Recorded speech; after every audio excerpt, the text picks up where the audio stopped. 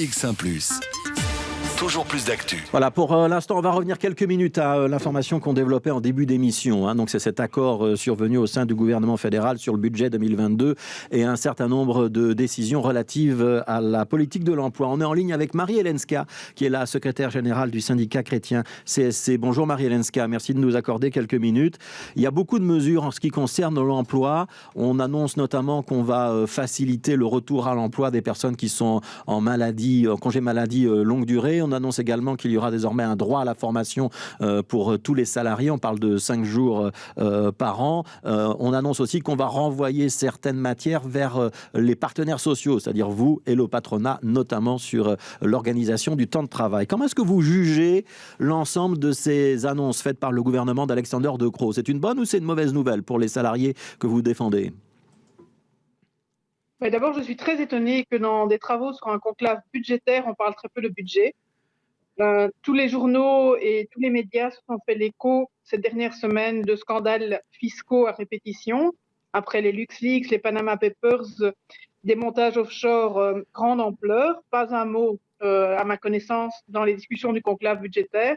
Or, c'est quand même le nerf de la guerre, c'est le nœud, c'est de pouvoir aller chercher de l'argent et mettre fin à la fraude fiscale organisée.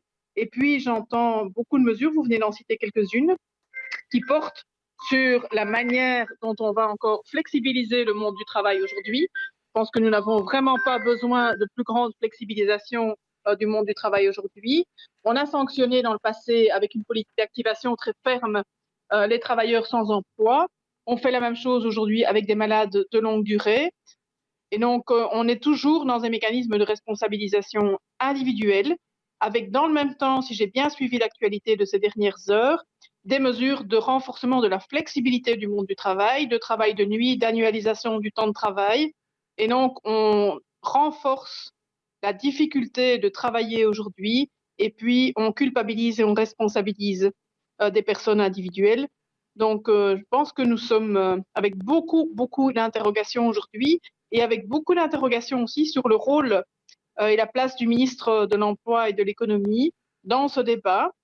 Il avait promis lors de la conférence pour l'emploi qui s'est tenue il y a tout juste un mois des mesures positives pour permettre de combiner vie privée et vie professionnelle, et je pense que nous en sommes loin aujourd'hui. Ouais, il y a notamment l'idée qu'on va faciliter le travail de nuit. Ça concerne le secteur de la logistique, et notamment c'est le bout de chaîne lorsqu'on commande à distance. On ne va pas citer des grandes marques, mais on imagine bien de quel type de commerce il s'agit. Ça vous pose un problème ?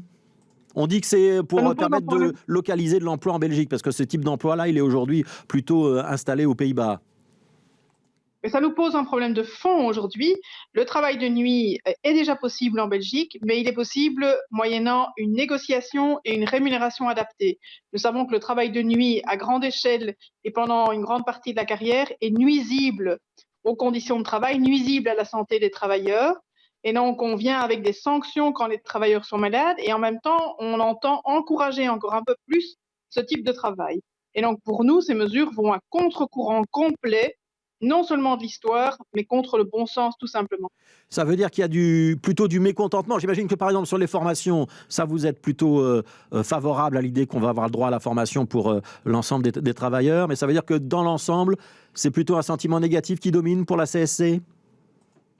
Alors, sur base des informations qui ont filtré jusqu'à présent, c'est effectivement un grand scepticisme sur ce qui s'est passé pendant ce conclave budgétaire.